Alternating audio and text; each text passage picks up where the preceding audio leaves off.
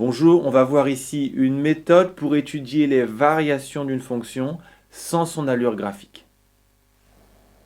D'habitude, pour étudier les variations d'une fonction, on s'appuie sur un dessin, sur l'allure de la courbe. Sur les zones où elle descend, on dit qu'elle est décroissante, et quand elle monte, on dit qu'elle est croissante. Maintenant, pour étudier les variations de fonctions comme celle-ci, on est coincé car on ne sait pas tracer leur allure, et on va voir ici comment faire.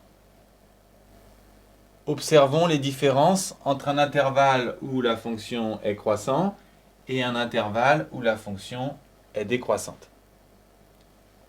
Ici, quand on avance, on monte, alors qu'ici, quand on avance, on descend. Si on introduit deux points A et B, on constate que plus on est loin, plus on est haut, ce qui nous donne cette formule quand la fonction est croissante.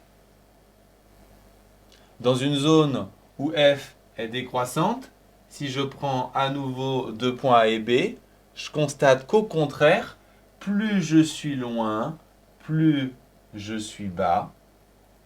Et donc, cette fois, j'ai cette formule.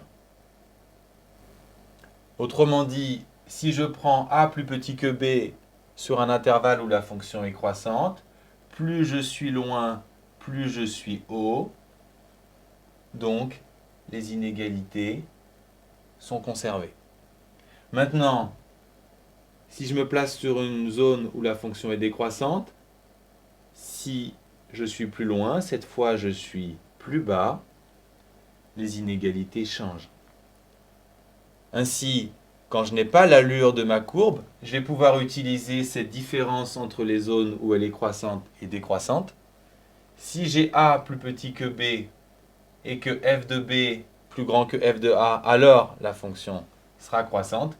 Si c'est le contraire, elle sera décroissante. Et c'est cette méthode que je vais utiliser pour étudier les variations de ces fonctions dans la vidéo suivante.